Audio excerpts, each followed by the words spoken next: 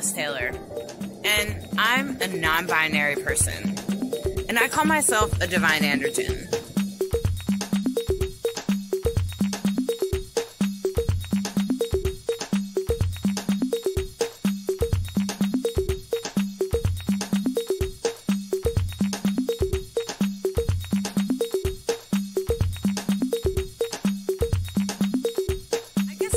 Be like saying that you're a monk or a practitioner of magic or something like that. Maybe it depends on what path you walk.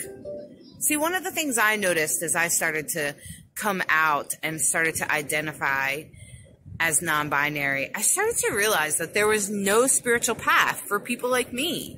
Like, I mean, there were some things like indigenous people, but I don't want to culturally appropriate. I didn't grow up on a reservation. And I think Two-Spirit is great, and I want them to keep it. And I felt like I had to define my own path, because I didn't have a huge background in these things. And so I started to explore things, and of course some religions shame us, right? And then there's some religions that don't even include us, like Wicca. I went to many rituals, and never, not once, did they mention someone that was both or neither gender or god or goddess. Unless you asked, and then they would often have a goddess or something. But there was no language for it. And so as I started my own spiritual path, my own path of holistic learning, I learned that I really needed a spiritual path in order to be who I was. Like, I felt like it was part of humanity. It was part of being a human. And I needed to be celebrated in my spiritual path. I needed to be seen, and I didn't want any of the shame. So that's not for me. That's theirs. And so as I started to unfold, I started to realize that I had my own path, and each one of us actually do. You do. Everybody does. Has their own spiritual path that they're to unlock. Your authenticity is in your heart, just like it was in mine.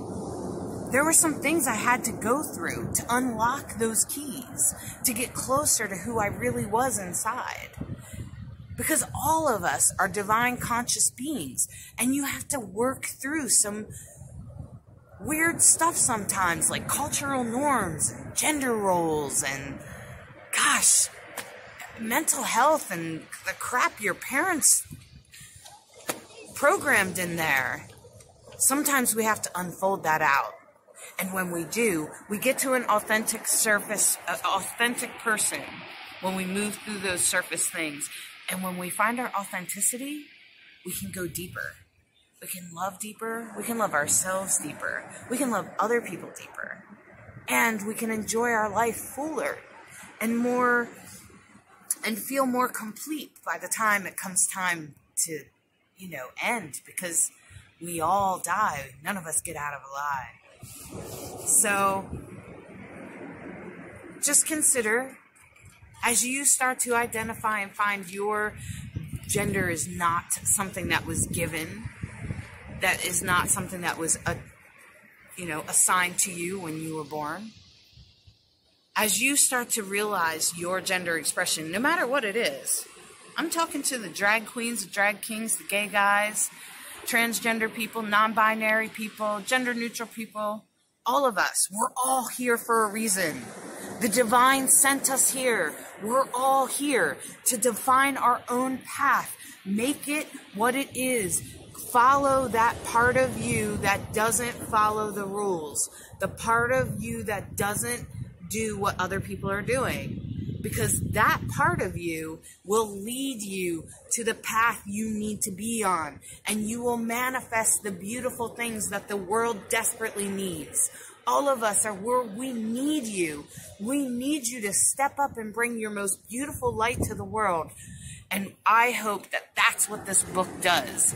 That my book, Divine Androgen, A Sacred Path for Gender Variant People, and this channel will inspire you to find out who you are and open it up to the world and deliver it. As if we were all waiting for it. But we didn't know what we were waiting for exactly. Show us what that is.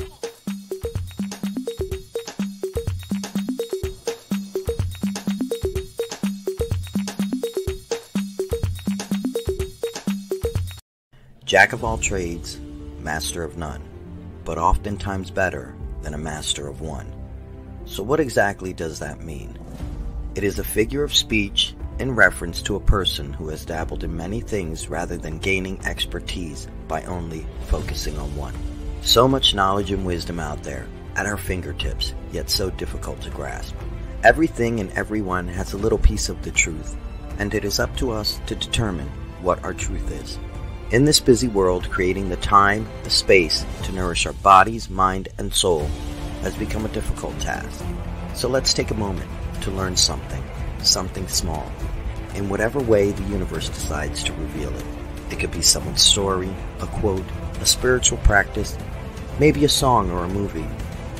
The opportunities are limitless and all around us if we just take a moment to see. We are all students of life experiences, so let us learn from one another. There is no right or wrong path. There is only your path and your journey. So let's begin our adventure and explore all the world has to offer, and let us become a master of none. Welcome to Rainbow Soul, an explorative discussion about spirituality beyond mainstream religions. Hollis Taylor, author, psychic, astrologer, and alchemical mage, brings their non-binary perspective together with fellow drag king and trans man Lacrosse Ortiz, a Jewish Taino with spiritual background of exploration that has led him to an atheist perspective. Join these guys as they explore deep and difficult topics, all related to spirituality, offering a queer perspective, an exploration of interesting topics, and engaging guests to help explore conversations for the Rainbow Soul.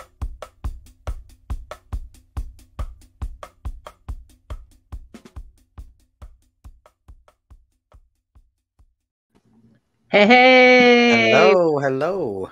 How are you? welcome. Oh, I'm fantastic. How are you? Good. I'm so glad you're here and glad everybody's here tonight. This is an exciting night, and we're at Rainbow Soul. This is Rainbow Soul. Thanks for watching. I'm Hollis Taylor. I am the author of Divine Androgyny, a sacred path for gender variant people, and I'm also a psychic, a medium, an astrologer, and a tarot reader. You can find out more about me at divineandrogen.com. Yes, I do coaching and mentoring. And this here is my friend Lacrosse. Lacrosse, how about you tell us about yourself? Hi, I'm Lacrosse Ortiz. I am the host of Master of None, soon to be fully airing soon. I am a Jewish Taino atheist, which, yeah, that's a lot to say in one sentence. I just don't believe that you need a supreme being to dictate your spiritual journey or exist in a spiritual journey. It's irrelevant. It's your journey. So, yeah, that's me. Well, I'm glad you're here. And I totally resonate with your, that you don't need a supreme being. I'm not really a supreme being type of person. I'm more of a elements and nature type of thing. Right. And I believe in the energy of the universe. Exactly. So I totally get that. And so one of the things that I'm not sure people are totally aware of is that often it is hard to get yourself out there as an artist, as a coach, or as an author, whatever you do. It's hard to get yourself out there, number one. And number two, as a consumer of those things, it's even hard to find people. Like, I have a hard time finding non-binary people to do art or this or that, just anything. If you're looking to buy art or if you're looking to employ somebody, it's sometimes hard to look for, like, well, would I want to hire a non-binary person to do this for me, right? To edit my videos or whatever. It's hard to find. And so one of the things at Rainbow Soul that I think is pretty awesome that we do is we give a platform for queer people to come forward and show who they are, to tell us who they are, and to help us understand what they offer the world and what they're bringing to the world. And I think that's pretty darn important. Because it seems to me that that we're having a hard time communing everybody, right? Getting everybody together. And it's so interesting because in Facebook groups, I'll be talking to non-binary people and they'll say, I don't have any non-binary friends. Yeah. And I'm like, geez. And so I just want to say that we're here to build community so that we have a group. And when we interact with you in the audience, the people watching, and we even feature people that watch our show regularly. And we feature them because we want you to get to know each other. We want you to know what kind of people you're hanging out with online. Isn't that nice to know those things? Oh, absolutely. Here living in Lancaster, it's such a big deal about shop local, support businesses that are local, but that also goes within the trans community. We need to support each other and we need outlets and we need to make space for other people within the community to be able to show their work, show what they do and what they can offer to the community. You know, if you could do it for local shopping of your local, business people, we should do it for even more so for our community, And I feel you because I know I have trans people who are in my life, but there's not a lot, I don't have a lot of friends myself, to find even just transgender people. So. Right. And there's plenty of us out there. So I feel like, wow, well, let's start connecting. And so connecting the dots is part of the hard part, I suppose. But so that's one of the reasons that you'll see on our show on Rainbow Soul, we'll feature variety of people. And if you're one of those people that's looking for a place to present your offering to the world, whatever it may be, please reach out to us. Okay. And so tonight, one of the people that watches our show regularly, I happen to find out that, okay, so they're a drag king. That's pretty awesome, right? And that they're non-binary, and that's pretty awesome. I'm like, okay, well, we were already on the same page, and but they're also spiritual, and they're an artist. Right. And all of those things seem so magical to me. And so, so I was like, wow, this is great that, and that they're spiritual even, and in some of the similar ways that we are, Lacrosse. So I want to bring out our guest tonight, which is Jamie Angel. Everybody meet Jamie Angel. Welcome. Hello. Hello, everyone. Good to see Jamie. You. Why don't you tell us about who you are and what you do? Okay, well, I'm an individual with multiple disabilities. If you see me looking back and forth, that's because I have this program up on the computer while using the laptop because the StreamYard is not showing the captions, but the regular stream is showing them. So that's one of those things. It's one of those things where when you have multiple disabilities, trying to juggle all of them to, I have cerebral palsy, so I'm in a wheelchair most of the time, and that when I'm not in bed, I'm in the wheelchair. So it's one of those things where trying to find a comfortable place to sit and everything maybe is important too. So yes, it becomes very interesting, and I could go down the list. I also, do have ADHD and some other things that, many of us live with from day to day. I've been doing drag performance now for a little over a year. So the first one, the first time I had done it was for the Equality Fest down in York. I had done some performances for the program itself, and also competed in the Regent pageant, and so that was kind of what first started me on that part of things and stuff. I am a non-binary individual. It's one of those things where you live life knowing things aren't quite, the same as for everybody else, but you figure that you kind of the message that you get from others telling you that you're defective, you start to believe for yourself, type of thing. And so it's like anything that doesn't feel quite right, it's probably just because there's something wrong with me, type of things. And when you have disabilities, it's like it just kind of tends to go to, okay, it's just me. And of course, I grew up in a very strict Christian household, so was not exposed to a lot of things that my peers were. And then from the time that I was in 8th grade on, I was homeschooled because of some problems I had been having in the public school system and such.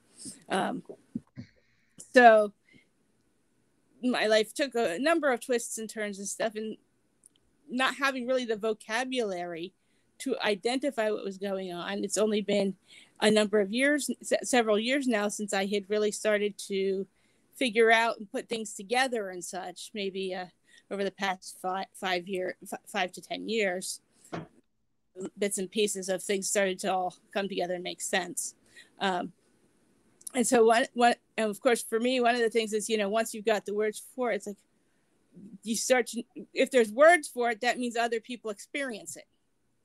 And so then it's like, okay, so then it's a case of just finding the others with the same similar experiences and recognizing they may not all be identical experiences, but how you can work with each other and at least build on the shared parts of the experience and still bring diversity to those experiences.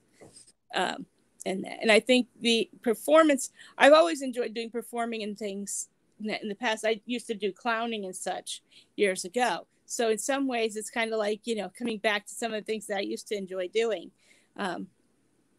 So one of the areas that I've done a lot of outreach to others with, and that is in the area of domestic violence and such, because I'm a survivor of that. So coming back around to things that I enjoyed doing after, and that is an important part of the healing process, because it was 11 years ago that I left that situation. So now it's like a lot of the things that, I had enjoyed, but had gotten kind of purged out of my system back then. Some of them, grew back naturally over time as I had, earlier on, and that after I was out of that situation. And some things is more like, okay, it's all coming back in different aspects this time and stuff, because being disabled, I've always had some disabilities, but some of those things, had become more profound in my late teens and early 20s. And so with that, there are things like the clowning. I had done that back when I still had some hearing. So it's one of those things that, those different aspects. And I had wondered, with drag, it was like, okay, I've done sacred dance without having hearing, and that, and using tactile sensations and measuring it out and doing it from, seated position and things like that. So maybe I could I? And that was like, was not real certain. So the first number that I actually performed was "This Is Me." And so nice. And because the character that did it had a beard, I made my own beard out of some of the hair that I had trimmed. I tend to save my hair trims for creative purposes and such. And so that was, so I had one, my beard was actually made from my own hair. It itched. And I was told, yeah, beards will itch. So I'm sure that itched you do plenty. I'm like, yep, it did. And, my specialist was like, welcome to the world of guys. That's right. Yeah. Made me feel good. So helping others who've been through domestic violence situations, and ministry to the practical needs in that way has been an important part of my life. I have done some religious services in nursing home. Well, not really a nursing home, more of a group home, I would say, over in Lancaster years ago, while we were living while I was living in that town there. That was back while I was still with my ex-husband, it was a good experience, and since then I've done a lot more, one-on-one type of outreach type of things. Though I have talked with others about starting back up with some study groups that we've done in the past. One of the groups that I had enjoyed being a part of for a while, and there was another couple that had been coming, and then we'd have some people that would pop in, but wasn't real regular type of thing, that we'd have guests, was a rune study group. And so that was, something that, those who were involved were people who were already experienced. So I am thinking about restarting it now that I've got a number of people that are not experienced with runes, but are interested in runes. So that has been an exciting thing happening in that as well. And so I like to, a lot of people that I work with are people who maybe grew up in religious households, but are still trying to find their way. And that because they don't feel like they fit with what they grew up with. And some of them are just like, I don't know if I fit anywhere. And some may be like, I really need to find where I fit after this. And so one of the things that I have been able to do is, I seem to have a natural mediator energy to me. And so it's like a lot of times I'm able to help people to bridge gaps, whether it has to do with sign language, which I had actually at one point been involved with a deaf social. And there were people who came from group homes, but they did not have the same language skills to be able to communicate. But I was able to find this one book that I had gotten back when my brother was younger, called Signs for Me. That book is an excellent resource because it has in the back of that book an index set that is in a variety of languages.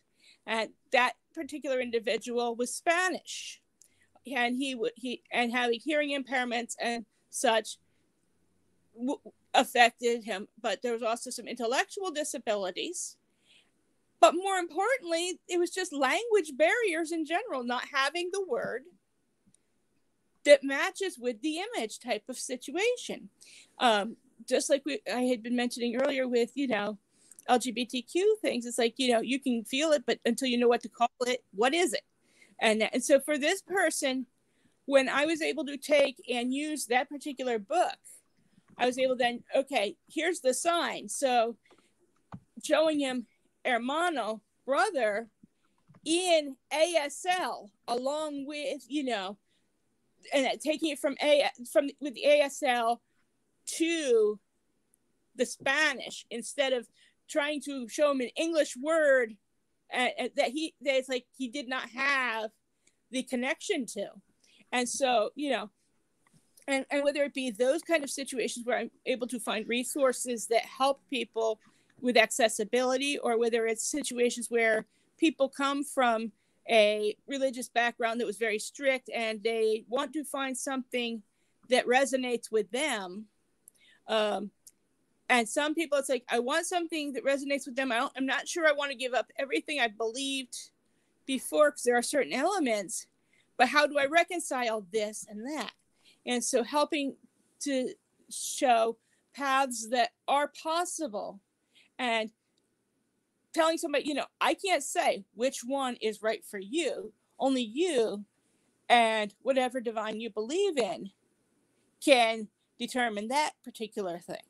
But what I can do is help you to at least be aware of what options you have, and be able to, befriend you and be there if you need to talk while you're exploring. Wow, I'm just going to say, Jamie, you totally blew my mind. You're so amazing and incredibly talented, and being able to help people like in domestic violence situations is really special and definitely a special calling, no doubt. Um, and to be able to help people with that spiritual thing, like I'm sure maybe even you struggled with it, Lacrosse. I don't know. When you come from a really controlling, strict religious household, almost like a cult, there is a Christian cult. There's definitely lots of Christian cults. Yeah. And they can be really controlling and really bend your brain around in a way that's, my mom was a little bit into that kind of stuff. But she didn't go deep into that until I went into witchcraft and I was an adult.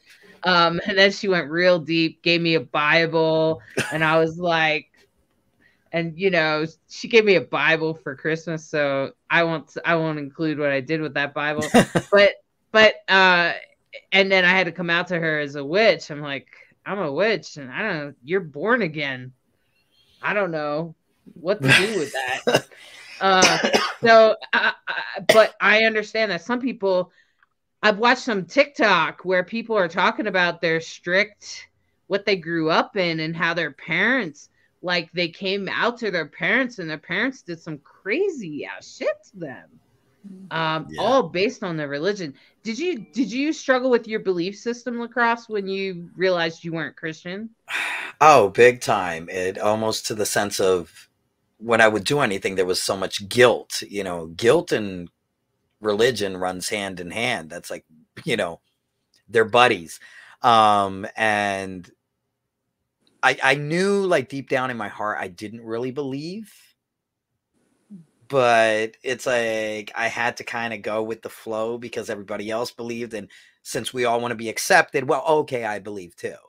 And then when I finally came to terms with, I just don't buy this stuff. I just don't believe it. And that was a big, like, I think my mother, to say, would have preferred I would have came out as anything but Jewish. And when I told her I was going to return to Judaism, that we came from a long line of Jews, she was just like I had just killed her. It was horrible. Like, you're going to hell, this and that, and here and there. And I'm like, but wait, wasn't Jesus Jewish? Am I missing something? But yeah, but it ended up really causing a lot of problems with me, because it's like everything I did, I'm like, oh, something bad's going to happen to me because I don't believe in God, or something bad's going to happen to my kids because because this is how it works. The big guy in the sky with the lightning bolt to shoot me. And it took me a while till I came to the terms I'm atheist and God's irrelevant. And I think that's perfectly valid identity. Yeah. Like, and I love your conclusion, Jamie, which is that, like, no matter what the person, no matter what the person like brings to you, you are like, only you know the answer. Only you can define your path. I totally agree. That's exactly what I communicate in divine androgyny, is that only you can define your own path. Only you can tell what vibrates well. And each one of us are unique, right? Like, each one of us is so different. So I think what you're doing there, Jamie, is beautiful and amazing. And I love your drag king. I love this. I love the way you look. It kind of reminds me of, what's his name? That was a pirate. Johnny Depp. Ah, definitely. Well, that was before. This is kind of what I would say is my more default drag mode. As I have said, and as both of you, I'm sure, can relate. Sometimes there's times where you feel like your drag persona is more real than the person you wear the rest of the time, and that in the sense that when you're not fully out to everyone, or you're in situations where certain things are still in process and stuff, that it's not always the same thing where it's like, you know, okay, you know, I always look this way. Now, for me, it's like as time has gone on, and COVID, I think, has been also helpful in giving me a little more confidence than I might have had otherwise, because there's a lot of times, let's face it, with COVID, you only see from here up.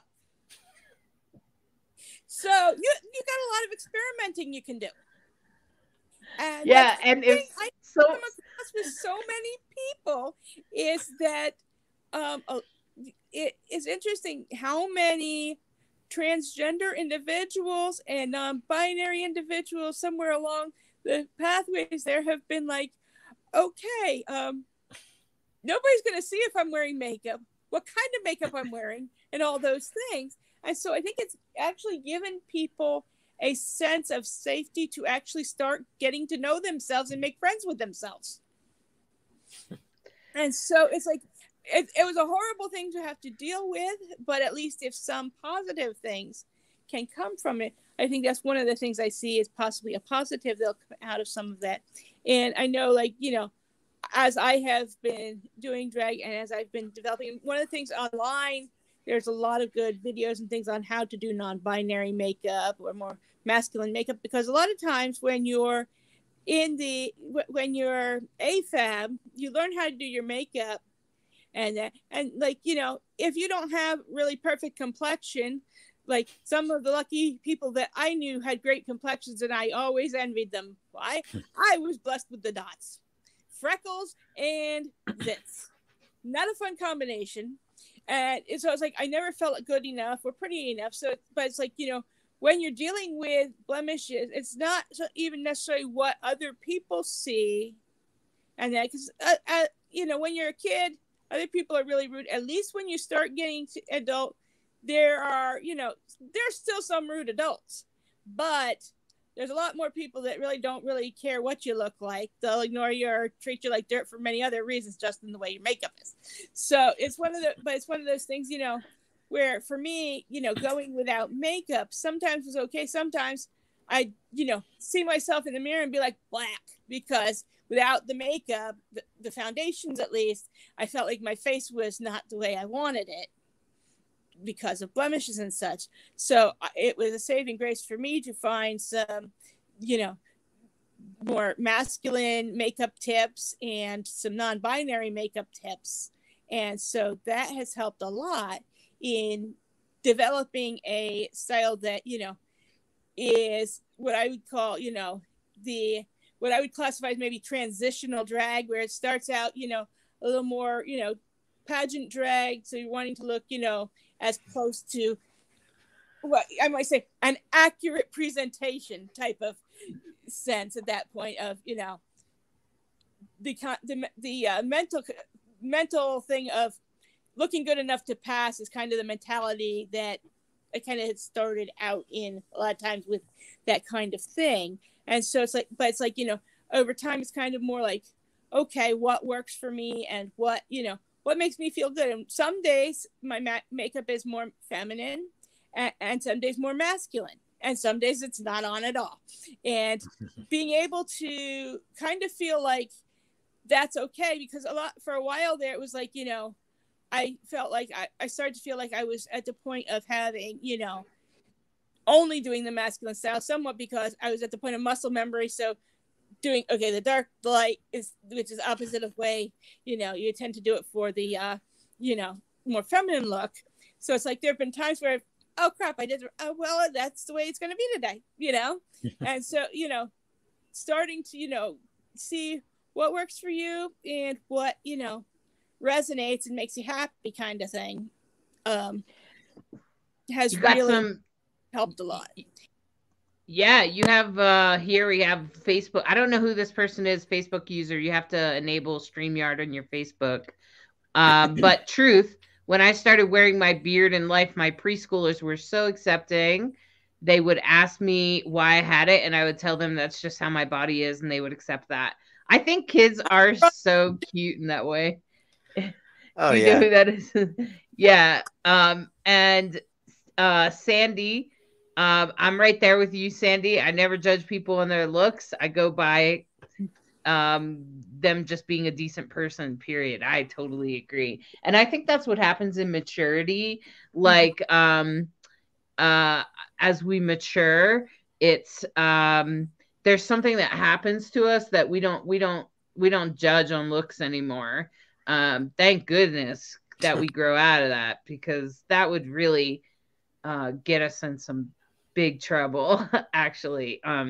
So in my opinion, and I can't stand, I've done drag, and I use my hair too, by the way, Jamie.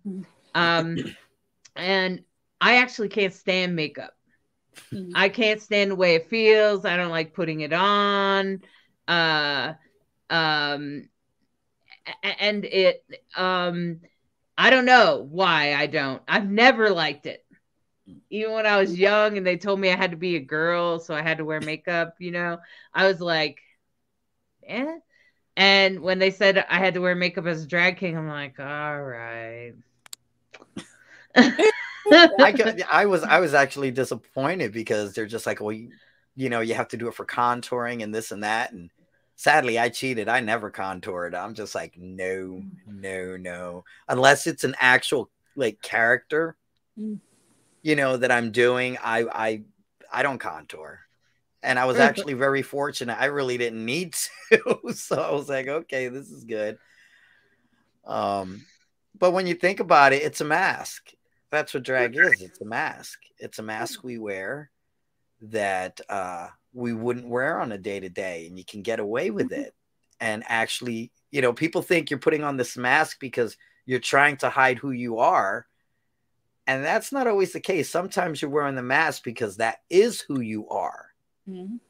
And you can actually be more free to be yourself with that makeup on.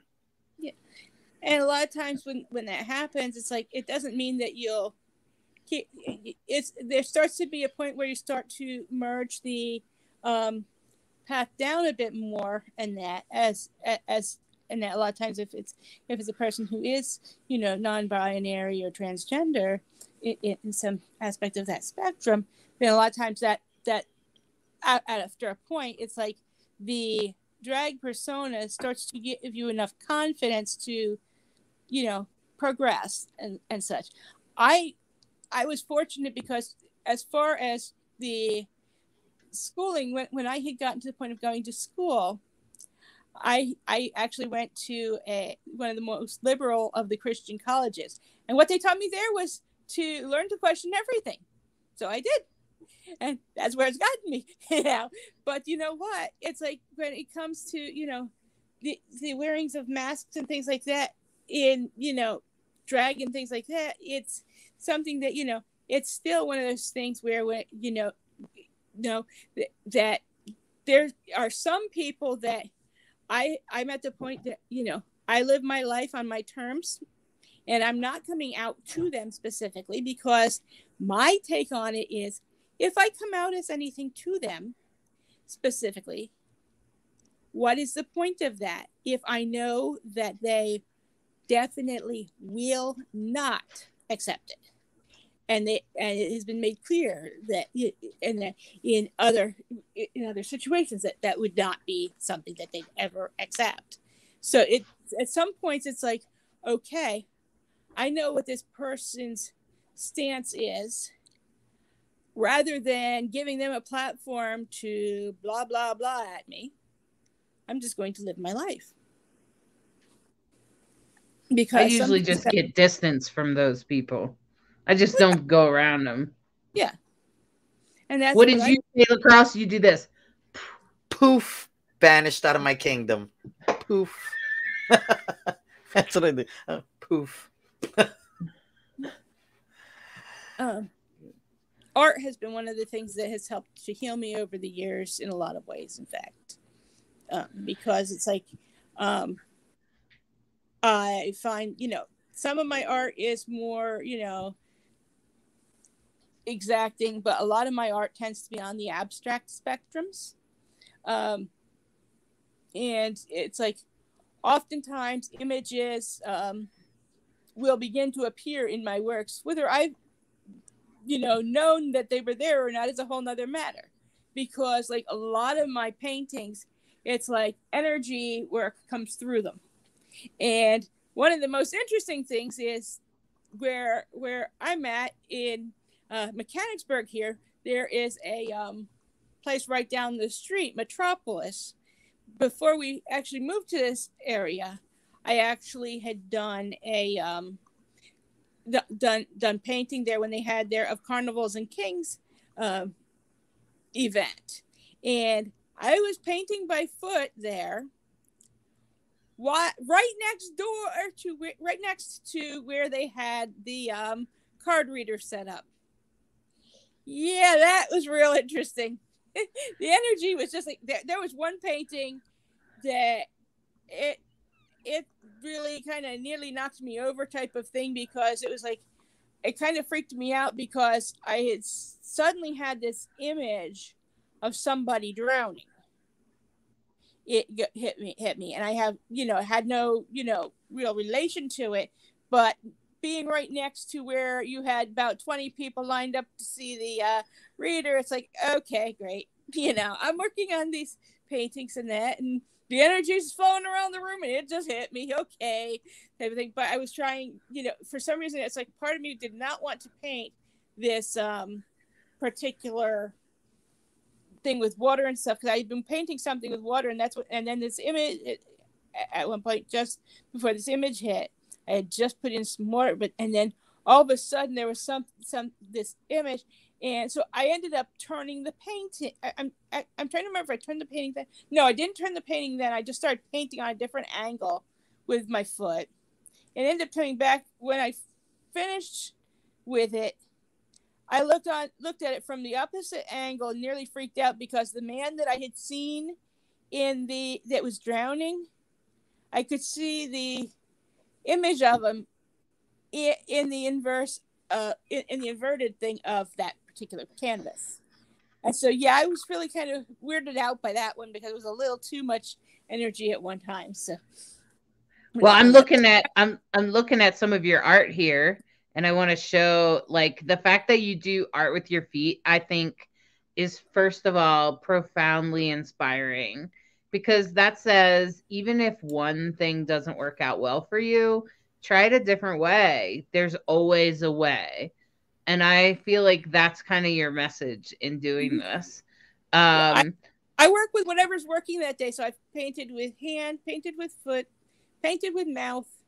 And then there was the time that I decided to really get creative and prove the fallacy of a commercial video.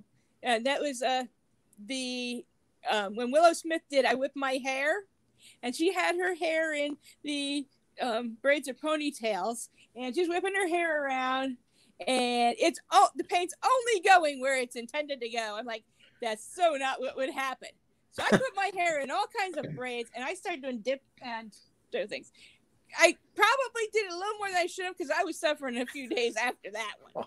But the painting that I had done had ended up where it was like I had the paint all over me and everything. I did it in the shower, because I knew that was the only place to reasonably do something like that, because I knew it was going to be everywhere. But that it got to the point where it was like, with the way it was done, I was like, you know what? I'm going to have some fun with this. Like, obviously, it's not. This part even just proves that Cam's that neat. But now that I've got paint all over me, I'm going to paint with everything except my hands, type of thing. Basically, the only thing the hands were allowed to do was hold the canvas. So I had paint had gotten on my nose, on my forehead, So I just allowing the canvas to touch throughout and get different prints and things. And I call it She Rides, because on the one angle it looks like a woman on a motorcycle, but it's a 4-angle painting, which many of my paintings are. So technically you can hang it from any of the 4 directions and it will show you something different. So my paintings that are like that are never boring, because if you get tired of an angle, flip it around. That's fabulous. I want to show off some of your art here. I downloaded the images you gave me. This one here. And I'll tell you, there was one that was like, I was kind of like, that one's interesting. And you can see lots of, it's exactly what you said. You can flip it around and see something different. And this one I was really inspired by. I like shapes and I have a Virgo.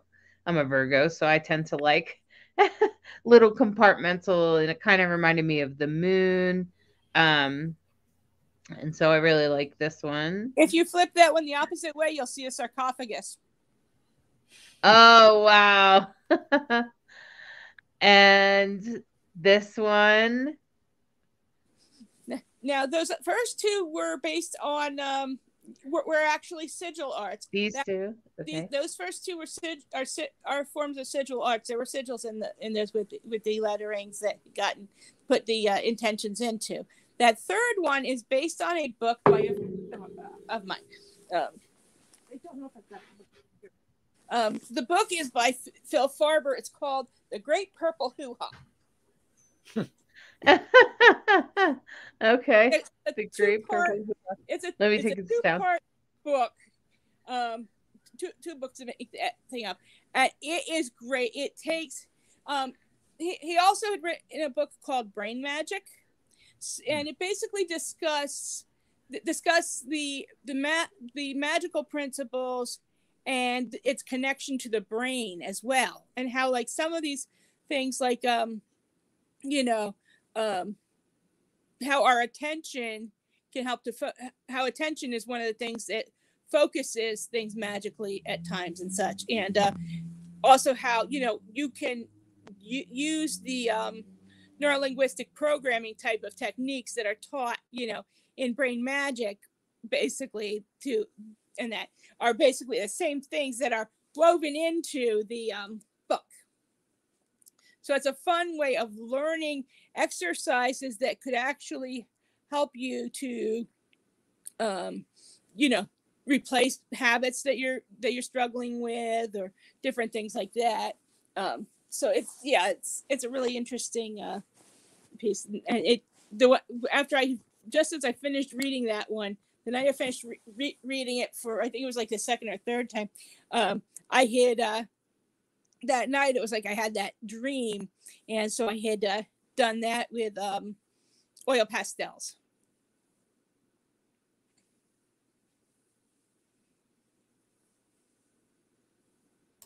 You're on mute. I really appreciate that. It's really amazing. Like, I appreciate all of your art here. I appreciate that book. I never heard of it before. That's pretty cool. Now, you said this one and this one, you had sigils with intention in them? Yeah. I honestly do not remember what that second one was for. The first one I call brewing up success. That was to become a successful, it was my will to become a successful artist. Wow. Okay. And so you sort of use those symbols to bring out that that intention in your art, which is magical art, in my opinion. Mm-hmm. That's pretty cool. Yeah. And then there's this one. That one there is a slightly different exercise that I had done. I've enjoyed doing a number of things of art pieces working with runes and doing bind runes with them. So like I've done several of these where I'll start with drawing a rune, and they can be on different angles and such, because what I'm doing is using the various runes to build pictures. So like this one has Laguz down at the bottom with Berkan and sitting on top of it. You have Pertho, who forms the base of a person, with Wanyo forming the head. And so it's like, each aspect of each of these various aspects get combined differently anytime you're doing those. But it's one of those things where it's kind of a wonderfully fun way to kind of connect with different runes at different times and just see how they interconnect in a visual sensation. And so like I believe when I did that, we were at the point where we were still hoping to find a better home, and that, or to find a home, because I believe that may have been during the time that we were displaced. And so I had done had definitely had some of the energy work with the house, kind of building together with a number of the runes that were, related in that. So That's fabulous. I really love that you use the runes. That's pretty cool. Yeah, and here's another one. Oh, this one was a real fun one to do, because instead of doing that one with English letters in the sigil, I actually used the Elder Futhark, and that, so each of the letters that would have been done in English instead were done in the runic equivalents. And I call this one actually the Ganesha barn, because the one part looks like a barn and the other part looks kind of like an elephant connected to it, connecting the front part of it. So, and it's one that kind of represents the concepts that we were dealing with at the time. We were a lot of obstacles in our lives, and lack in various areas. And so when it came out like that, when I saw that after I finished it, I was like, that's a Ganesha barn. It's a barn to store the resources, with Ganesha to move out some obstacles. So it's wow, that's really awesome. I never know what my paintings will decide they want to be, but I used to get annoyed when I would plan a painting to go one way, and then all of a sudden it would go some sideways and that, and I'd see it screwed up. Then I got to the point where I was like, okay, well, I guess I'll let it decide what it wants to be. And then that's when my paintings got real interesting. Wow, that's really awesome. I really appreciate your sharing your art with us, and your intention and the magic in it and all that, because that's really magical art. It's really well done. Thank you. Yeah. How about this one here?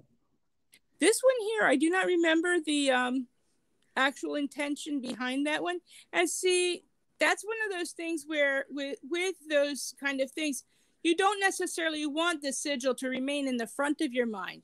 Those are things that are kind of working. It's kind of like if you take and you do something on the computer, and it's a thing that it can process a whole bunch of codes while you're doing something else.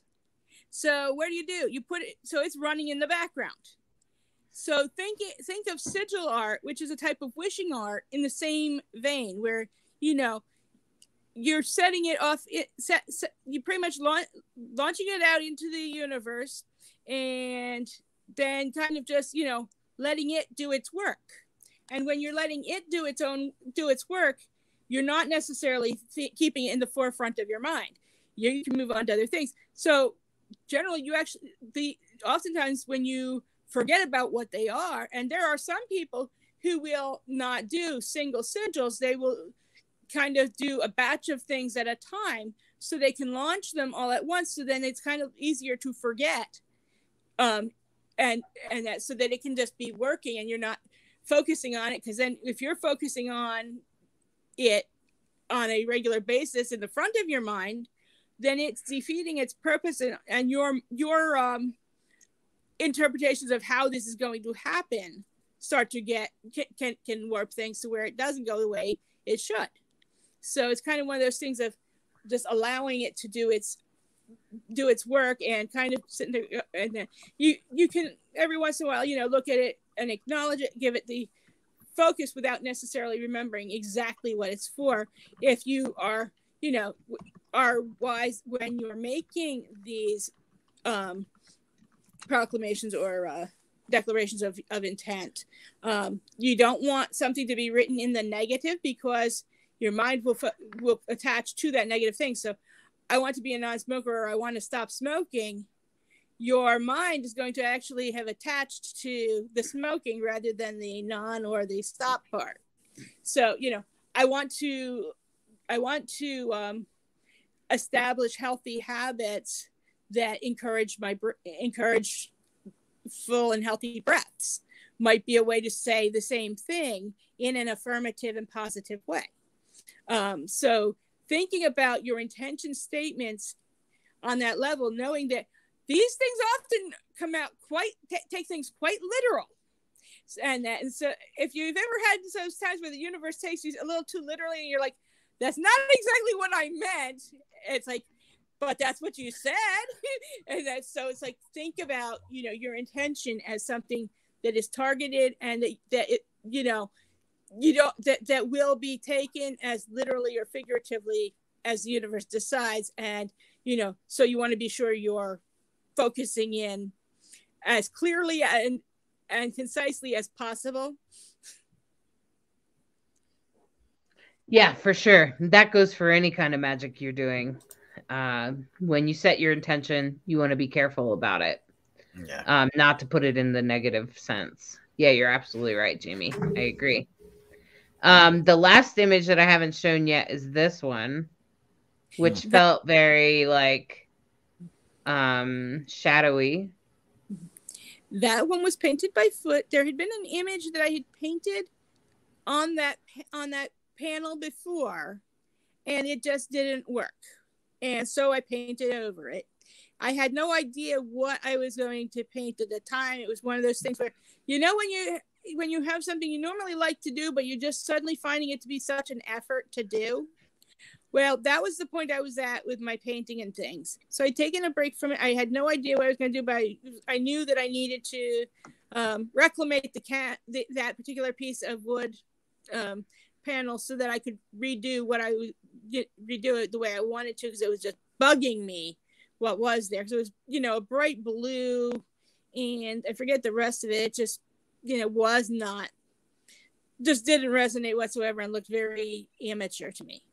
And it had been something I had painted by hand. I know that, because that was around 2013. So it was like right around the time that my carpal tunnel had been acting up worse, and I was afraid that I would have to stop painting altogether. So it's like, I switched to left hand, but that one also has carpal tunnel. So sometimes and it's one of those things where some days I can't paint by foot either because my legs may be in too much pain or spasmy, but sometimes I can.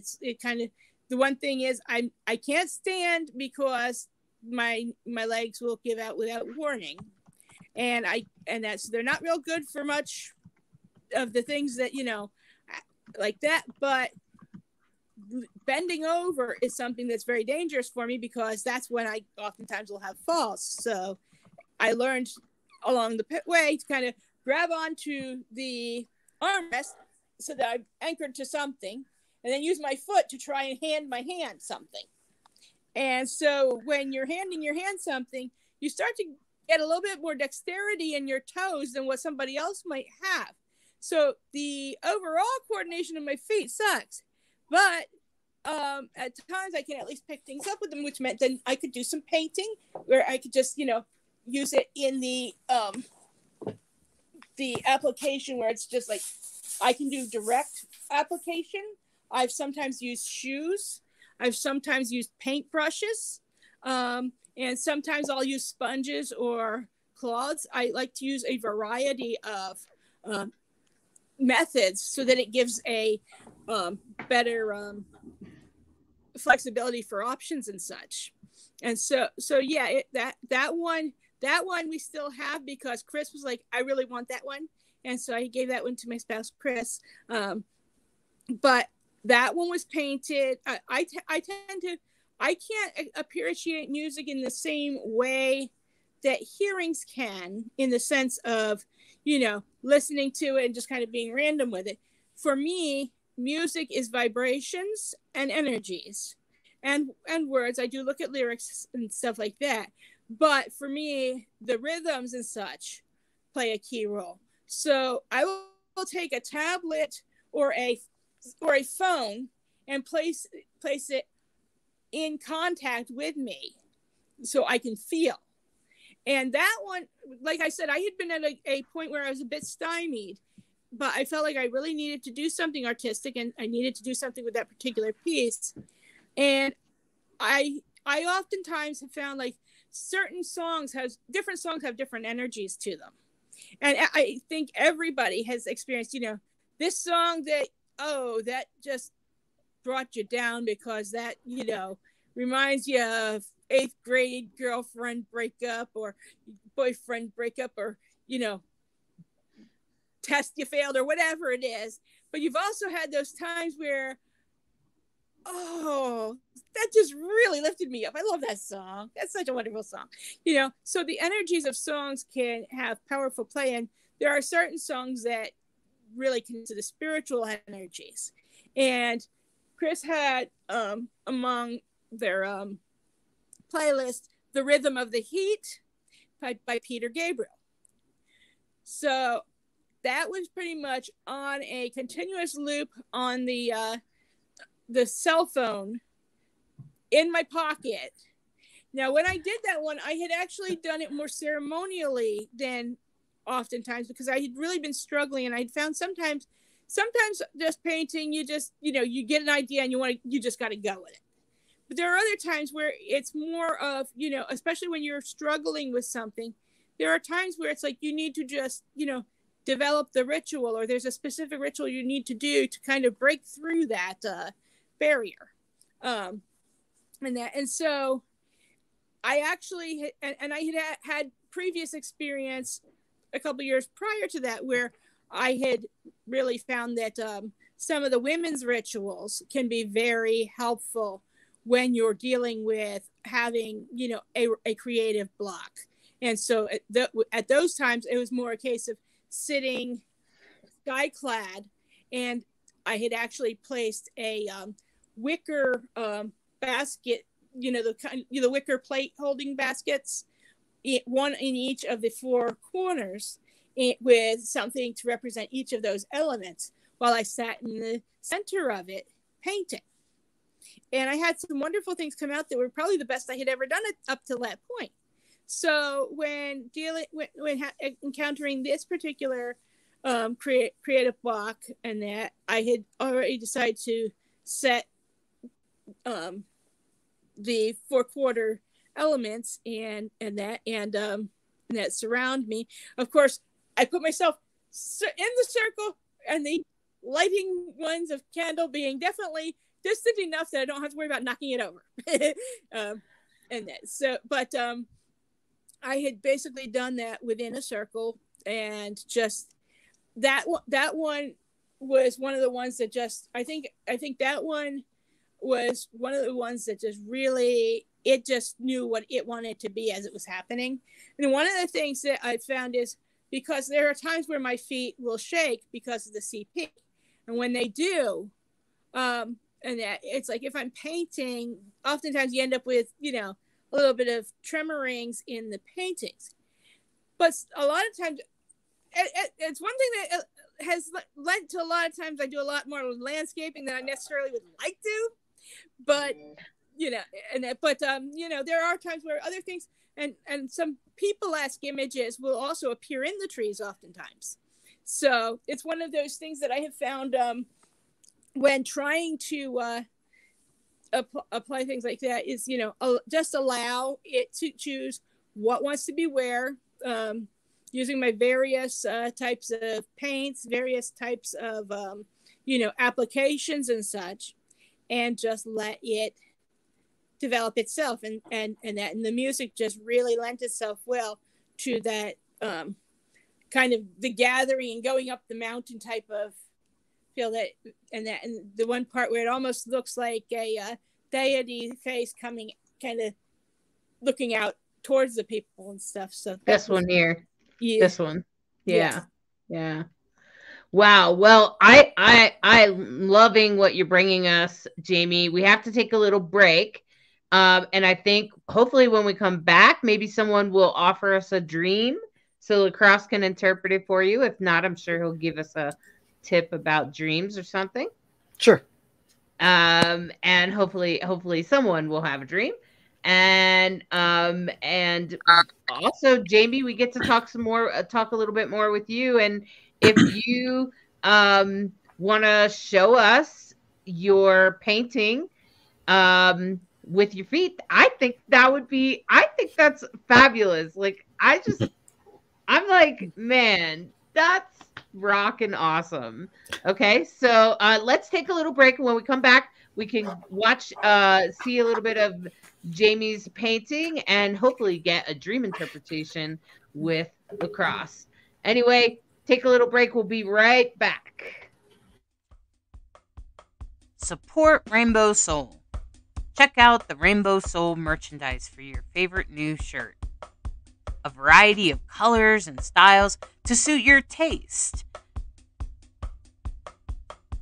Show off your love for Rainbow Soul. Get cool designs with your favorite quotes.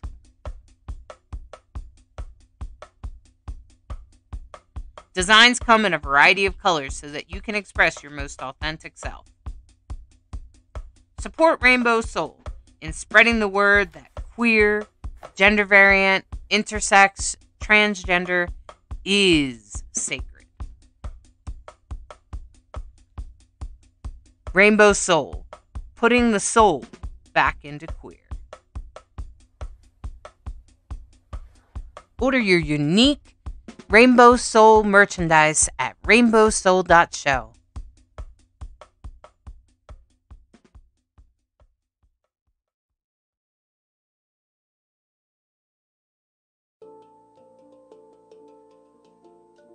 Divine Androgen, a sacred path for gender variant people.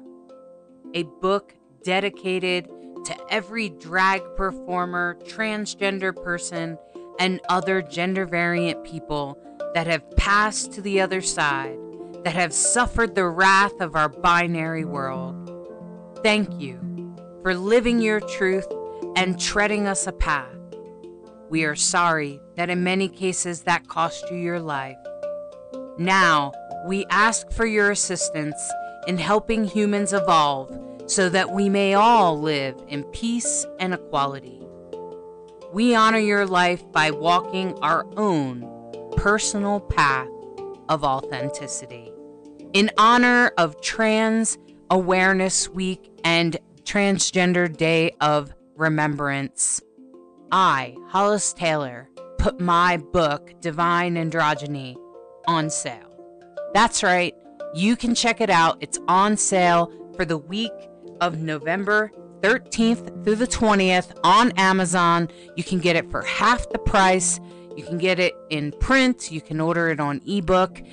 Get this amazing book all about living as a non-binary person, a gender variant person in a binary world.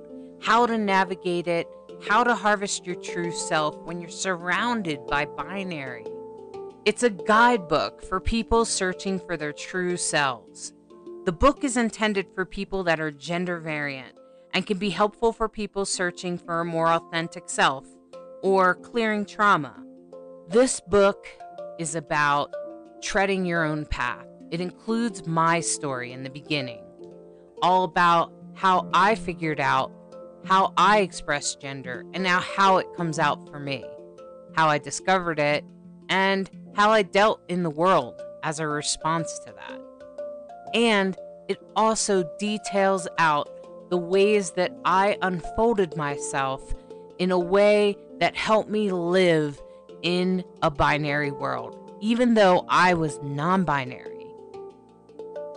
There are steps in here to help you define your own path. Hollis uses the word divine androgen. It's like a label to define someone that defines their own authentic path, regardless of their gender expression, in a way to say that it is sacred to be non-binary, to be transgender, to be queer. It is sacred. Not religious. No. We're talking about more of a spiritual, conscious awareness of ourselves and our path on authenticity. This book is about defining your path of authenticity, as authentic and unique as that is for you. Get your book on sale at Amazon from November 13th to November 20th. You can also order the book at divineandrogen.com. There's only 5 more prints until the second edition is released in 2022.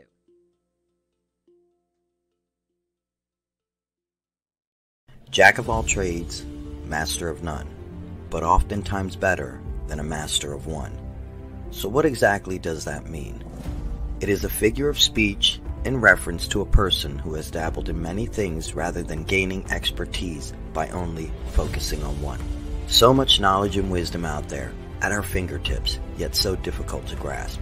Everything and everyone has a little piece of the truth, and it is up to us to determine what our truth is.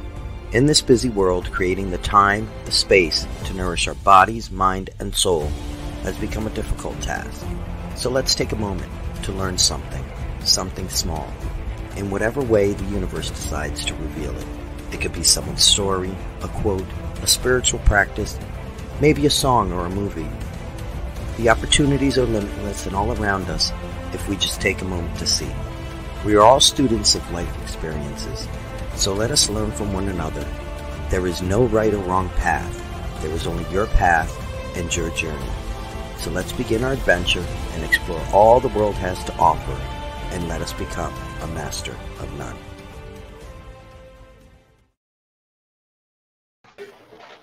Welcome back. Welcome back. I see we got 2.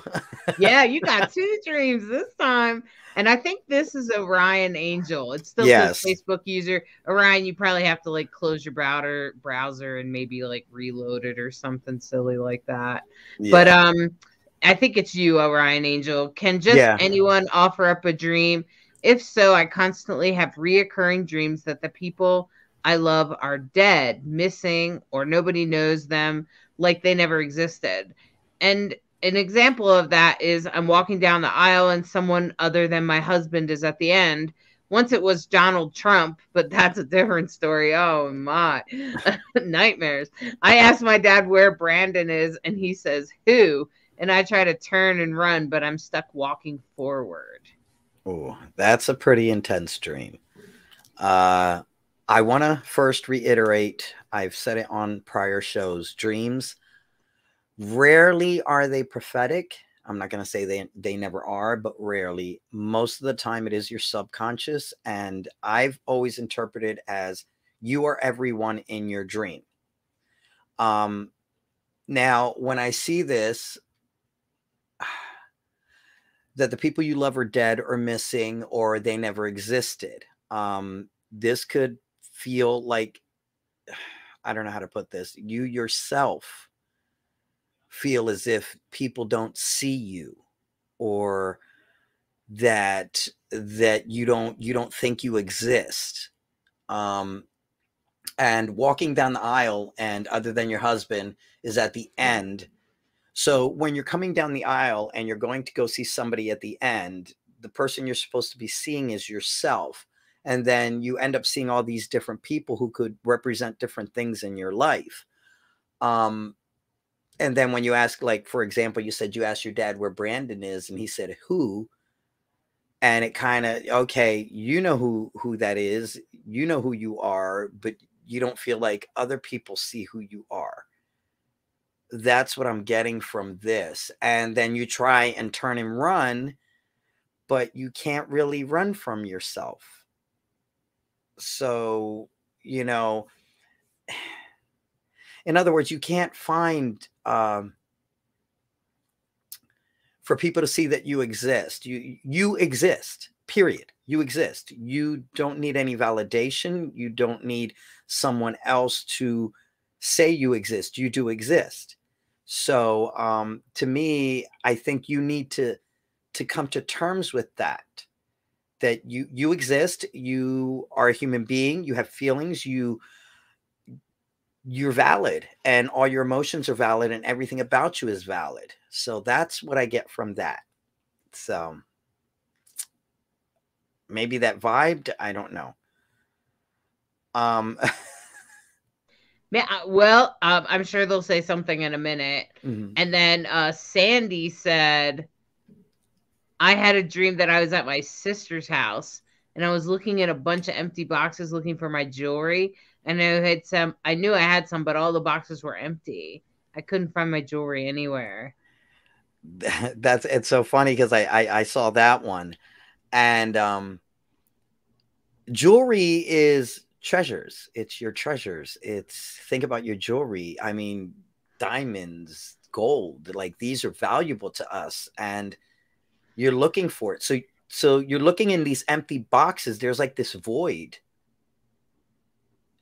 and you're looking for your treasures, but these treasures actually represent your spiritual treasures, if that makes any sense, or just your existence. It's so funny because both these dreams are kind of coinciding. You're feeling a void and you feel like you lost something valuable. I mean, only you can determine what you feel you lost that's valuable. It could be spirituality. It could be a friend. It could be anything. It could be any type of loss, but you feel like you've lost something.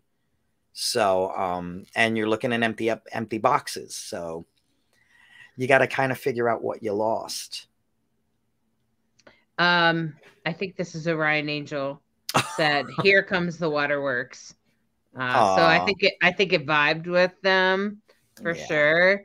I know that's not being seen as like, it's like the story of a trans person not being seen. Right. I think we all struggle with it. So just know that you're not alone.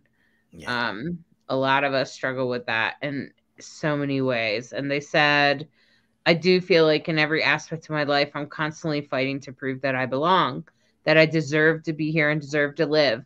And one of the reasons that gender variant people feel that way, and trans people and non-binary people and all of that, is because our language doesn't give space for other gender expressions. And right now we're still physically correcting intersex people. So we're not even aware, there's tons of intersex people in the world, people that are born with both parts in some way. And it comes in a lot of different ways. And I'm just saying that we pretend those people don't exist. And we definitely try to remove out of our language. We've had a hard time getting people to use they, as if we're asking them, and we're just asking them to see us, that we're outside of the binary. And a transgender person has to fight for their pronouns. And that's part of the reason why we feel as if being trans or non-binary, we feel not seen. That's one of the biggest, I think. Language is so much, even like Jamie was saying, you have to be careful what you say, and what other people say to you does matter. So if you're a person out there, you're an ally, it does matter what pronoun you use. It totally matters. It's such a big deal, and it's a huge deal what you say about yourself. And what you say out loud. I love what you said, LaCrosse. I think your dream interpretation was right on, spot on. And it looks like it's spot on for them too, and I totally am there in that feeling of not being seen. I get it. And I think also people that are seen as, even if you're not a woman, if you're seen as a woman, then you have like this other issue of, that's the problem with women, that women suffer with all the time, that makes us feel, makes women feel as if they have nothing to offer the world. Right. And this is part of the female oppression of the world, right? Where we say it's still not right. That's what we're talking about. Just like people of color also suffer in a different way. People assume all kinds of craziness just because of the color of their skin. So it's unfortunate that that we're not equal, that we're not on an equal playing ground. But Orion, I just want you to know that you are not alone. You are in the right place. We see you, we hear you, and you belong here. And we're glad you're here. Welcome. I do want to make a point. Like, even though these dreams may seem like they're so dark, it is you processing.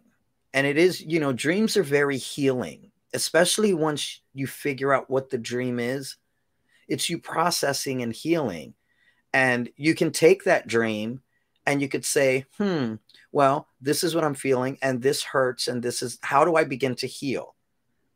And what measures can I take now in my waking life to heal? So they're not always bad. Like, they seem like they're bad, but they're not bad. It's just your brain processing, and it needs to heal. So now that you know, if it vibed with you, now you just figure out, what can I do to heal from this?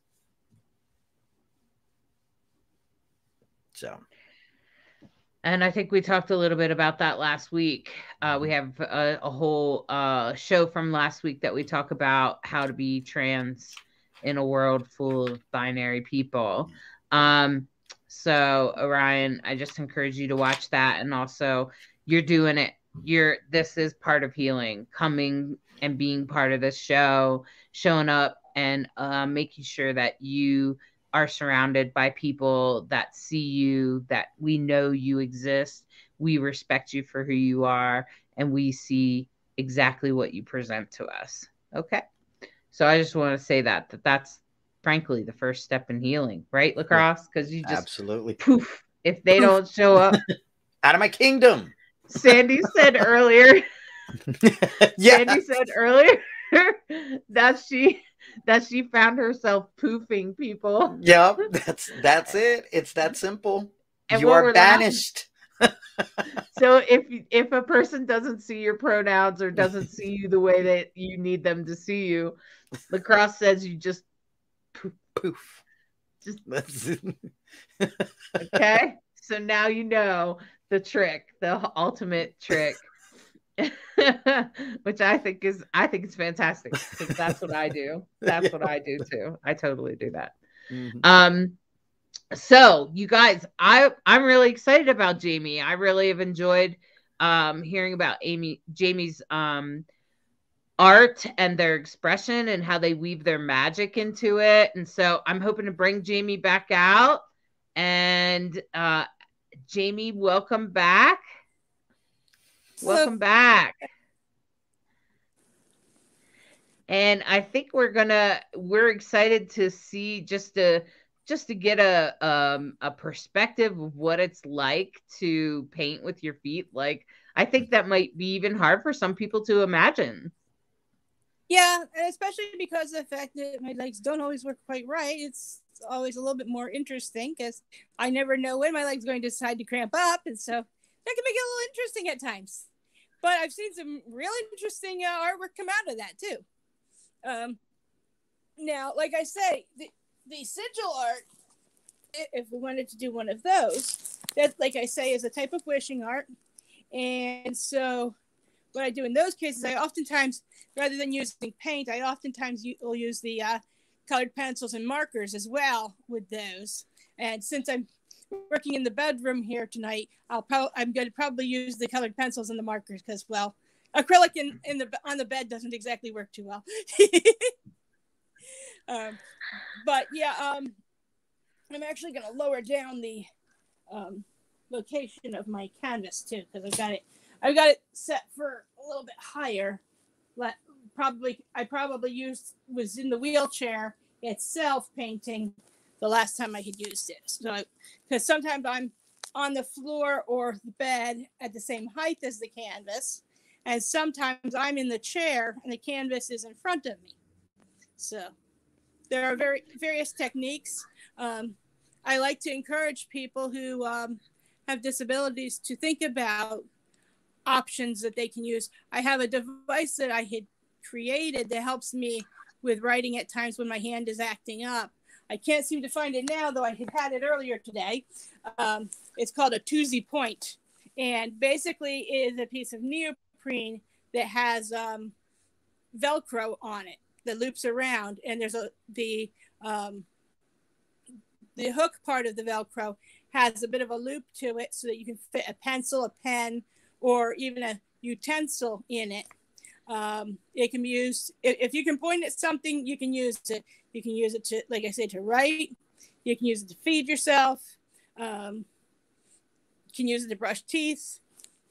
So that's been something that I've used over the years. I actually need to go ahead and get the preliminary patent on it, because I have started reusing it once I found them again.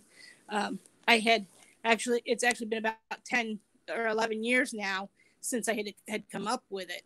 So yeah, you need to get that out there for other people that struggle with this kind of thing. Yeah, and I'm hoping that the month of December, once I get done, I'm also a law school student. So right now, plate's pretty full until the 8th of December, when we finally have our school break. So I'm hoping to do some writing and some art over the break, including doing more of the illustrations for my Dru the Draggin Dragon book that I was writing. I've got the manuscript part done, but I'm having to rework a couple of the pictures because I didn't like how they turned out. Okay, I'm looking forward to that. Wow, you are a very busy person. I have actually done a performance of it, which is posted on YouTube. I'll probably be posting it on my WordPress, jimmyangel.arts.wordpress, I believe it's .com, if I'm not wrong. I'll be putting it up there, and probably on my Jamie Angel Arts is what my Facebook page is under. I'll probably be posting a link to it there as well. So yeah, and I actually dressed up as Dru the Draggin Dragon for Halloween at school this year. And then normally when I do the performance thereof, I have my face painted, because Dru the Draggin Dragon is a non-binary dragon who basically has some differences in that they have to adapt to, but they also like to do drag. So it's, that's why they're a dragon, because, well, they have a little bit of a thing with their left leg, and they also like to do drag. So it's a double meaning there, and kind of addresses, how, this young dragon really enjoys doing the performances. But when people start getting, too personal, asking, are you really a boy or are you a girl? And it's like, Dru tells them, I'm not a boy and I'm not a girl. I'm just me, and that's all I have to be. Why does society need to sort us into circles and pegs based just upon what's between our legs? And, basically, don't act like I've got something to hide when I'm just being true to what's inside. And so, I think it's a message that, a lot of young people need, and a lot of the adults who don't necessarily know how to handle some of this. It's like, okay, respect their privacy. You can wonder all you want, but keep it to yourself, because it's really not your business to begin with. Unless we're going to bed together, right? Some are born as both, some are born as neither, but that's really not your business either. So yeah, so I'm excited about those things, and yeah, hoping to do a bit more of the Sigil arts. I'm trying to think if there's anything specific that we might want to do one for tonight. If somebody has a intention or idea that they would like us to do, kind of something that would pertain to all of us, or pertain to, that each of us can choose something. If somebody wants to do their own along with too, that's fine. But yeah, I'd like to do something that would be, uplifting to everybody. Well, immediately I say, Orion's asking what an intention is. We talked about it a little bit earlier, which is an intention is like where we say, I'm hoping to, manifest healthier habits. You don't want to say, I want to stop smoking, because you'll tend to focus on the smoking and not the stop part. So instead, when you set your intention, you want to try to keep it in the positive. So that would be, so another way of saying I want to quit smoking would be like to say, I hope to manifest healthy habits, right? Okay. And it's okay. It's okay, Orion. Don't worry about it. It's okay. We don't mind repeating it. And I think a great intention that everyone could probably get on base is that, you know, I don't know if you guys have explored it, but like the rainbow flag, the non-binary flag, the transgender flag, all of them have meaning. Meaning that the colors stand for something. Like the transgender flag is pink and blue, yeah, but there's also a white line, and who does that represent? That represents everybody else. So if you're not a trans man or a trans woman, if you're in between, then that's exactly what this is. That's exactly what the white line is for. It's to include all gender expressions, even the people that are transitioning or questioning. And so one of the things that I thought was really cool that I've seen that I think is really cool is if you can integrate the colors. And I think rainbow is fantastic because rainbow includes all of us. And if we can see it that way. I'm going to probably a moment. My tablet is just about down to 10%. So I'm going to need to switch over to the laptop to have the view on. So they'll take me a moment. Okay. I think you can come in more than once on that link, Jamie, if you need to. You could come in more than once on that same link. I think. Yeah, so you know, having artwork that represents everyone, I think is really fabulous. Where, like, I thought it was really fascinating to look at all the different flags and what they mean and what the colors mean. I don't know if your Trans Week of Awareness, if anyone else has come across that, but why do we have this, you know, like the non-binary flag, which is more like purple and black and white, you know? So I just thought all of that stuff was really fascinating, like just to explore that. And there's an andro flag. No, I didn't know that. There's an androgen flag that represents androgynous people. Yeah. Oh, that's very cool. It's at the end. It's at the end of that video I put together for the book, for my book. And so I'm just distracting while Jamie gets their tablet together. You know, but yeah, it was an androgen flag. And so for me, I was like, wow. And it has green and some more like, I think it also has like a burgundy color and a blue color. So it wasn't like, you know, pink and blue, you know, like the trans flag. But, and I thought it was interesting that the stripes went the other way. So they're this way instead of stripes this way. Oh, so they're more vertical? Yeah, they're three vertical stripes. And I was like, wow, okay, well, that's a totally different flag, because there's some really great imagery out there that represents everybody. And of course, there's the newest modern pride flag with people of color that represents people of color. And now we've added the intersex symbol, which I totally love. I'm like, yes. Yeah. Because intersex people are so on our side. Their stories are profound. I've been moved by their stories over and over again. Just that they, you know, they start to think they're trans or that they're gender variant or something. Right. And then they find out that they're intersex, which has its own set of scars in a variety of ways. Yeah. So I haven't had that experience, so I won't talk about it too much, but I've read people's experiences. You should definitely look into it if you are a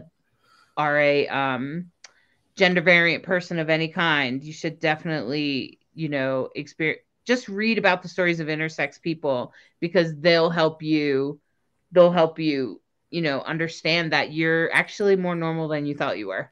Yeah, definitely. Yeah. Okay, so Orion's saying, so I wanted to create an intention to heal from my rejection sensitive dysphoria. So thinking about that, okay. So that sounds like with dysphoria and rejection being sort of part of that, that you actually want to express yourself confidently and authentically. So you still want to represent yourself exactly how you are, but you also want to do it in a confident manner. Yeah. So instead of saying you want to heal this dysphoria or this rejection, the fear of rejection and all of that that's what it sounds like is happening for you. Instead, you want to represent yourself as confident and authentic. Yeah. And I will tell you that once you come to terms with your authenticity, and I think Lacrosse, you would probably vibe with this. Once you come to terms with it yourself personally, inside your heart and soul, and you truly accept yourself, it's easier to walk in the world confidently. Oh, yeah. Especially when you decide no one else has any right to tell you anything wrong about your authenticity, about your authentic expression, whatever that might be. So the one thing I think, go ahead, Jamie. The one thing with intention statements is you are not necessarily limited to time and space. So if there's a future you want to see, you can speak it in the now. And like, for example, I am well received and appreciated, for example, might be something that you'd want to put out there as a way of, opening up yourself to the acceptance that is out there, because sometimes it's a matter of our own self-doubts don't allow us to believe that there's any possibility of such a future. But when you start to put that into a sigil or something, it works on a subconscious level and starts, hey, I like that about myself, or something, or, whether it's looking in the mirror and,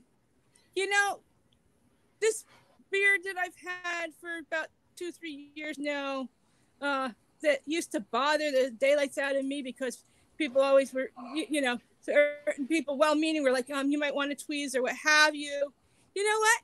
I like it now, and I'm happy with it, and it works for me, and I don't have to be something that somebody else said. So, some of it is not necessarily changing circumstances, but changing yourself and how you react to them. So a lot of times, so there is the philosophy that magic works on the person who's working it, and that, so, putting something positive that's, the present tense that you want to be living in and experiencing, and that accepting it as achieved. I know there's a interesting thing. I always say flip the script, and what I mean by that, instead of saying nobody sees me, I'm seen. And in other words, flip your script. So if you want, not that I don't feel validated, I'm valid. So just flip your script and change it. It's verbiage, because what we speak out is what becomes. And sadly, when we speak out negatively, it opens doors for other people to treat us that way. When you don't open the door for people to treat you that way, and you basically speak out And it's not a matter of thinking it. It's just make it a matter of fact. And that's like, I know that's something that I came to. I had to change my verbiage. I had to flip my own script. So. Me too. Me too. I totally had to. I used to all the time have language that opened the door for other people to mistreat me. And still to this day, I still sometimes catch myself doing it. And I go, oh man, I got to change that. And that's what, Orion, that's what my book, Divine Androgyny and Divine Androgen, that's what I'm talking about. That's one of the big steps in the path of the divine androgen. It's and the book is all about defining your own path and dealing with being a non-binary person in a binary world. That's what it's all about. Okay. Yes, exactly, Orion. That does make sense. It'll maybe stop the cycle of me getting mad at myself when I start my downward spiral, which only makes me spiral faster. Of course. Yeah, because you know what? No one knows how to hurt us better than us. Yeah. We are excellent self-sabotage people. Humans are masters at hurting themselves. Why? Because we know our most intimate details about ourselves. Right. And I think that's exactly what is happening. I think that's what happens to a lot of us trans people. I think that's why we struggle. And another thing is would you talk to somebody else that way? Would you talk to somebody else and say, man, you're a loser, man, you're this or that? No, God, we would never do that. That's right. Yeah. So my wife taught me a beautiful lesson. If I were to say something negative about myself, no, you don't talk about my husband that way. You don't talk about my love that way. I don't like that, And I'm like, ooh, okay, no. Big check mark. Got the big marker, and I had to check myself. Right, and so here, I do describe my brain as a bully. I negative self-talk myself so badly, especially when I make any kind of mistakes that trigger my dysphoria. You know what? Your dysphoria is what makes you special and a good person. Mm-hmm. It's what brings out the authentic you. It's what makes you who you are. Yeah. So don't always be afraid of your dysphoria either. When my dysphoria happens, I'm just like, I'm feeling dysphoric. I'm feeling like people aren't quite seeing all of me, that I'm both. And I start to feel uncomfortable in my body. And I will tell people I'm feeling dysphoric. That helps me feel dysphoric. And the next thing you know, people are like, dysphoric? And I use it as an educational moment, especially if it's safe space. Yeah. Oh, look at this. JV's gotten started. And is that a colored pencil that you're using or a pen? Looks like a pen. Yeah. Yes. Yeah. Okay. Great. Fantastic. Well, we'll watch you and we'll also keep up the chatting a little bit at the same time. And Orion, it's all good, man. We totally get it. All of us get it. You're in safe space. That's exactly what this is all about. That's exactly why we do Rainbow Soul. That's why me and Lacrosse do this. Yeah. We both talked about it. One of the things that we want to do is bring medicine forward for people so that you can find ways to express yourself, because the fact that you are a gender bender, I don't care how you do it. And I don't even know if you're non-binary, if you're trans, I don't even know what your pronouns are, but I'm just going to say that you are sacred. It's okay. You know why it's okay, Orion? You know why it's okay that we're paying a lot of attention to you? I'm just going to say this, because you are not the only one. Mm-hmm. There are hundreds, thousands, maybe millions of people just like you trying to get through life right now.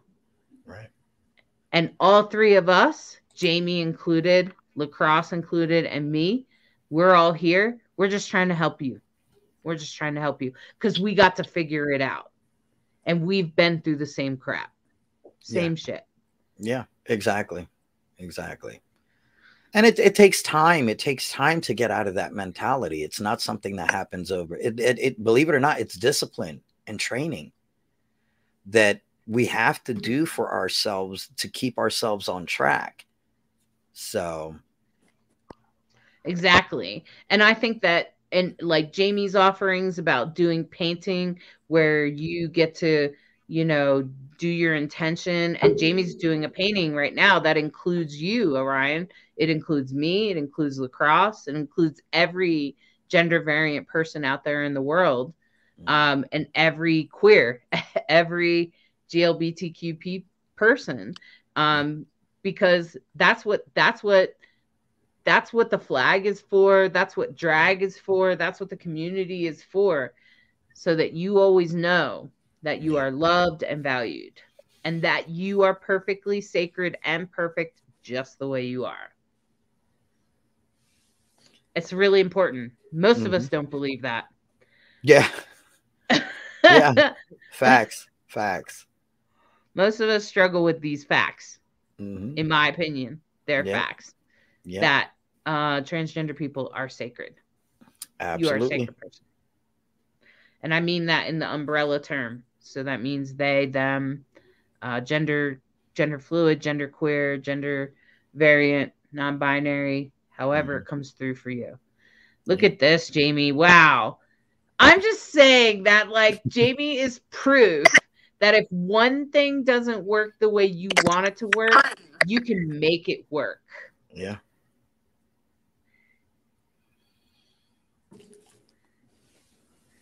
That's right, Orion. So I hope that you can take that same. Orion said that that's what they tell their preschoolers. They're wonderful and beautiful just as they are. And if you can say that to the preschoolers, I'm hoping that you can say that to yourself too.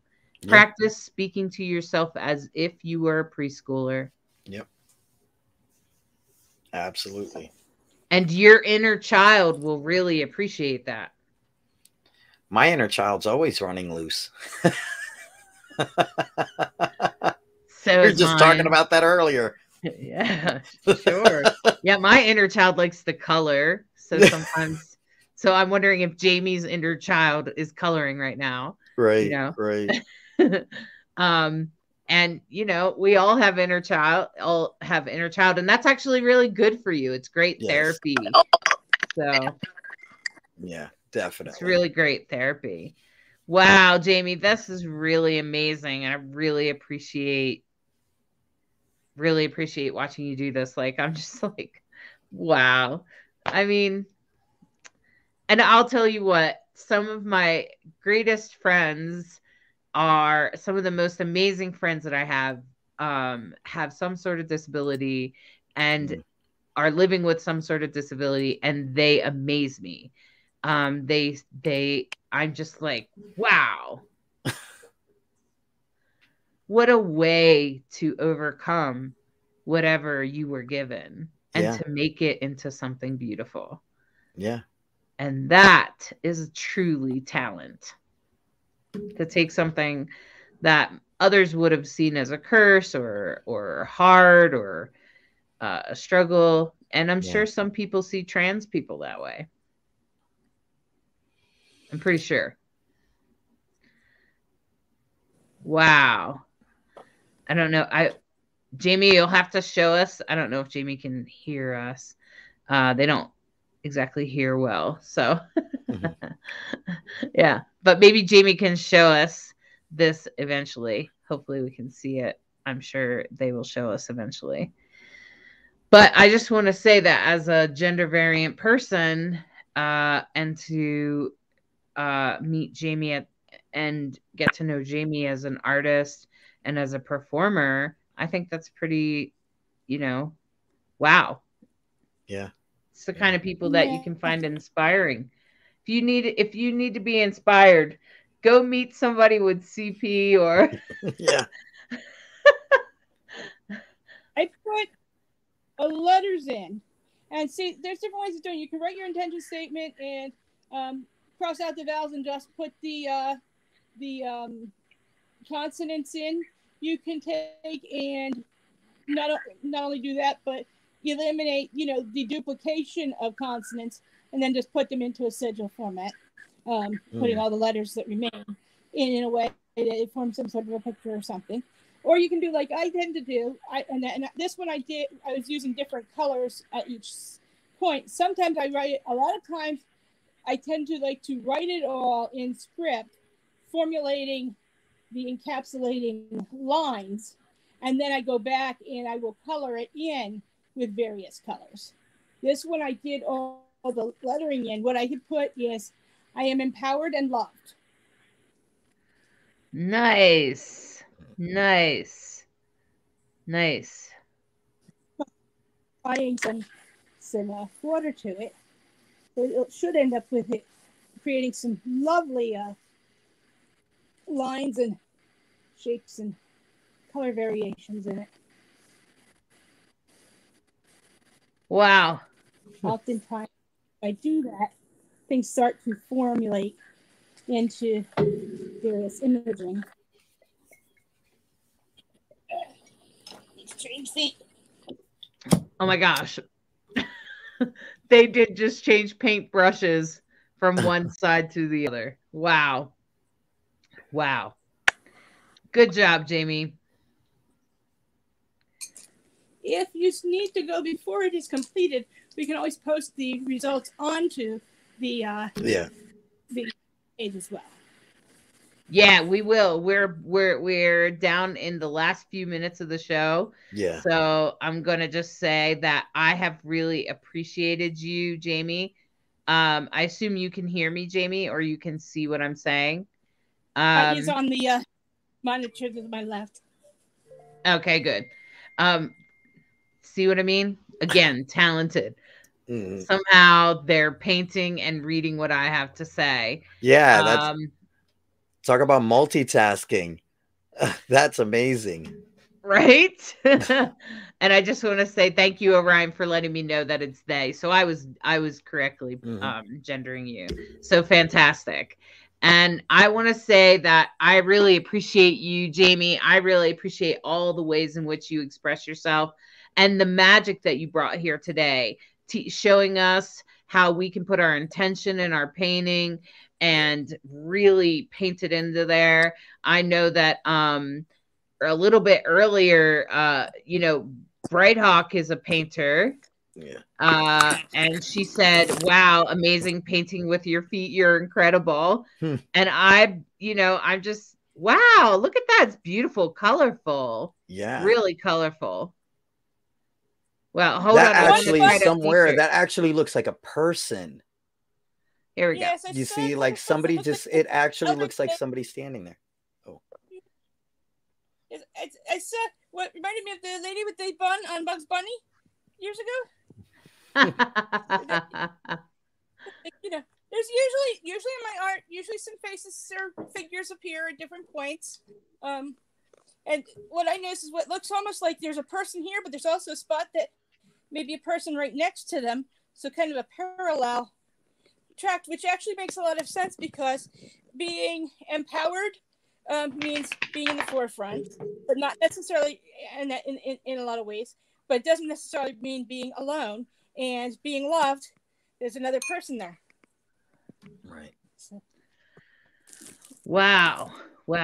That's really awesome. Like, wow. I'm just blown away because I mean I could pick up a pen with my feet, but I'm not sure I could. But I feel pretty impressed with that if I could pick something up with my feet because I'm too lazy to bend over. I'm like, oh, there we go. I'm impressed with that. But that's amazing. I agree, Jamie. You are an impressive, inspiring person. And to do drag and you can't hear the music. Go ahead. I have to go by vibrations. I'm hoping to take paintings. Yes. And I memorize a lot of the stuff I tend to do tends to be older because I remember it from back before that last part of the hearing went. So that helps. I'm hoping to take and over my break time also put some of my artwork into card decks to use for Oracle decks. And that I'm hoping to do one with my artwork and one with ordinary items that I've encountered, you know, in walking my dog and things like that. That would be great messagings on things and that as a Oracle deck as well. So, wow, fantastic. That's really amazing. I want to keep up with you. Make sure you watch Jamie's, connect with Jamie on social media. I'm sure that they'll post information as they develop their art and as they get things going. And like, if you ever do get a deck or anything, I'd be happy to look at it and even use it because I love to connect with decks, So, in fact, speaking of decks, I'm going to do a little reading for everybody. This is the Love is Love deck. This deck is, each card is done by a different gender variant, a different LGBTQIA person. And I encourage you to check it out. You can check it out, and it's called Pride. And the other cool part about this is collaboration, because I think collaboration is magic. When you come together with other people, it's not an easy thing to do. Okay. And you have to let down your ego, and you have to be willing to meet them halfway, and you have to be fair about things. And I think that that's what this deck means to me. It means that you can come together with people. You can find healthy people that you want to partner with, that you want to work with. And I'm not just talking about in romantic ways. I'm talking about friendships and business and everything else. So I'm pulling out 3 cards for us tonight to see what we have. And this first card really always opens my heart up, because it is all about our emotional scars, which I think we were talking about a little bit, right? The scars where the emotions overtake us, the part of us that that doesn't have great self-talk, when we say not so great things to ourselves. That's what this is all about. This represents our scars. And a lot of those do come from our past. See how this person has 2 cups behind them? That's because those things are coming from your past. The emotions that this person is feeling are actually a reverberation of some trauma or some way that happened probably in your childhood or before. And that happens a lot for most of us. I think most of us carry something forward. And so this is about your past, and this is about where you're coming from. And the next card is a really powerful, it's like a cat-like character. I'm trying to get a good, clean image on it. And you can see, let me try to turn the light a little bit. There we go. It's getting darker here during the day. So you can see that this is like a cat-like creature, cat-like character. I'm going to do this. This will help. This is a cat-like character, and they're sort of they have like their wand, and they're throwing it about.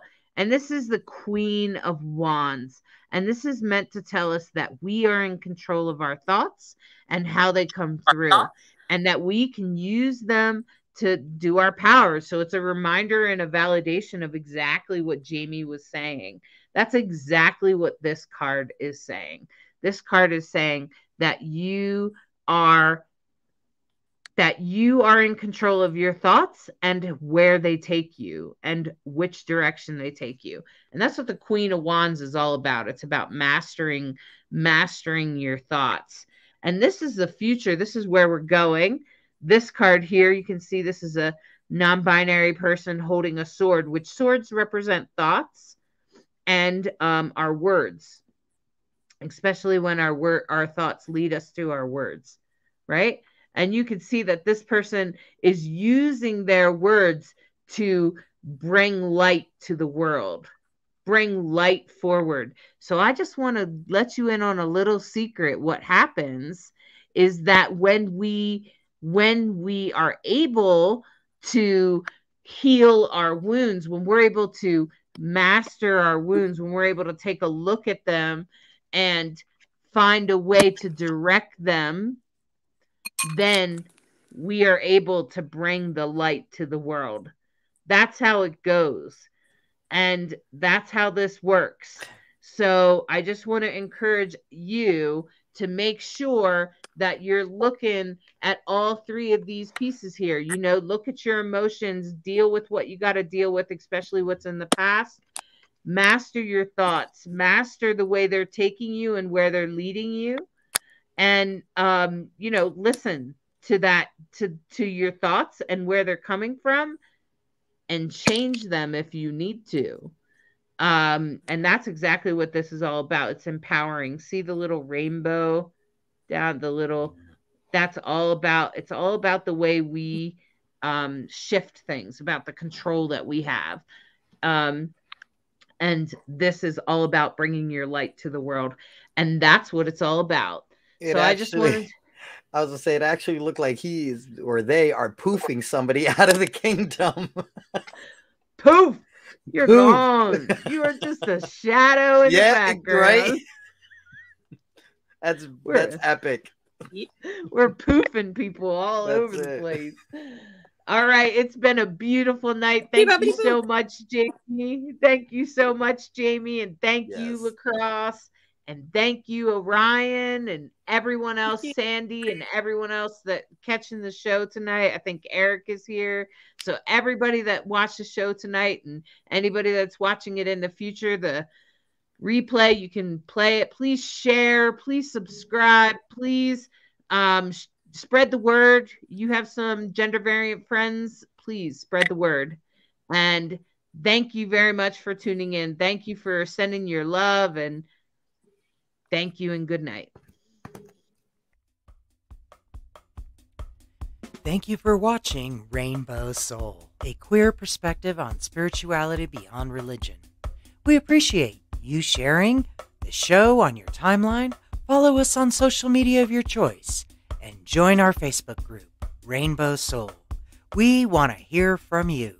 Share your topic ideas for Hollis and Lacrosse. Explore upcoming shows and interesting guests.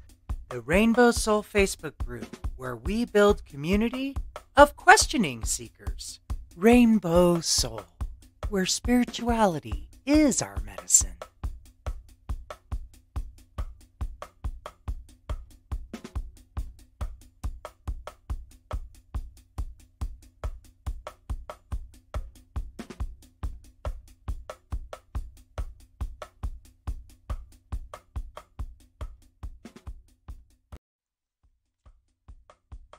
Support Rainbow Soul. Check out the Rainbow Soul merchandise for your favorite new shirt. A variety of colors and styles to suit your taste. Show off your love for Rainbow Soul. Get cool designs with your favorite quotes.